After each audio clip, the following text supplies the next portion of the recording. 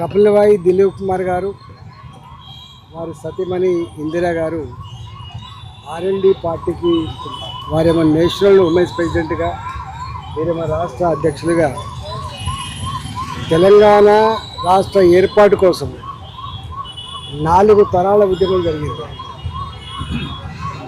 Idli sambar go back, 1969 ఉద్యమాలు, ఆ తదుపరి మేధావుల నాయకత్వంలో అనేక ఉద్యమాలు జరిగినాయి.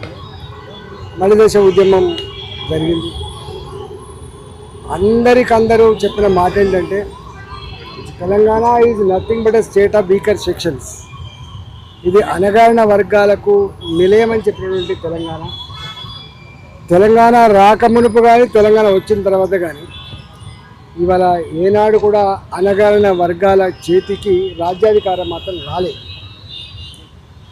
తెలంగాణ ఉద్యమం నడిపినప్పుడు చాలామంది ఒక ప్రశ్న లేవనెత్తింది. అవును, తెలంగాణ కోసం కొట్లాడుతున్నారు, తెలంగాణ రాష్ట్రం ఏర్పడితే మళ్ళీ ఎవరి చేతికి రాజ్యాధికారం రావాలి అనే చర్చ జరిగింది. అంటే తెలంగాణ ఉద్యమం జరగాలి, మళ్ళీ అణగారిన వర్గాల కోసం కూడా సామాజిక తెలంగాణ ఉద్యమం కూడా జరుగుతుందని చెప్పి ఆనాడు ప్రవచించినటువంటి మేధావులు కూడా చాలామంది ఉన్నారు. కానీ ఆశించినట్టుగా కాలే. అణగారిన వర్గాలకు సామాజిక తెలంగాణ రాలే, కానీ దోపిడీ చేసుకునే వాళ్ళకి మాత్రం దోచుకున్నంత వాళ్ళకి చెందుతూ ఉంది. ఇది తెలంగాణ రాష్ట్రం ఏర్పడిన తర్వాత కొన్ని బరిదెగించిన సంఘటనలు.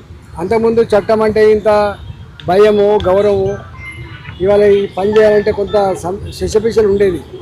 కానీ ఇక్కడ బరిదెగించిన దోపిడీ, ఇవాళ ఇక్కడ ఉన్న వాళ్ళకే అన్ని నడుస్తున్నటువంటి దుర్మార్గమైన వ్యవస్థ మనం చూస్తూ ఉన్నాం. కాబట్టి తెలంగాణలో సామాజిక చైతన్యాన్ని నింపాలనే సంకల్పంలో భాగంగా ఈరోజు కపిలవాయి గారు, తర్వాత అనేక మంది, మీరు కూడా పోతుందా సార్, సపోర్ట్ చేస్తారు, వినోద్ గారు, అనేక మంది ప్రొఫెసర్లు, సరే వారి శక్తి చిన్నగా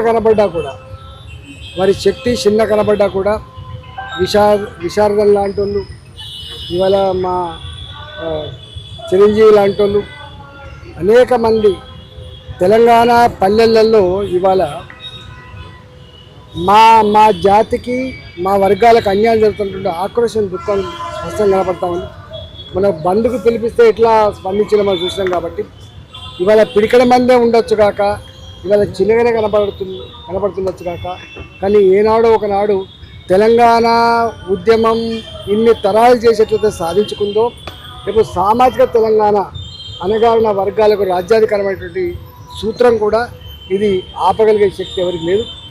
ఆలస్యం అవుతుండొచ్చు, కొంత ఒడిదుడుగా గురవుతుండొచ్చు, కానీ 100% ఇవాళ ఈ గర్భంలో పుట్టిన ఈ ఆలోచన, సామాజిక తెలంగాణ ఆలోచన తప్పకుండా విజయ తీరాన్ని ముద్దాడి తీరుతుందన్న విశ్వాసం ఉన్నది.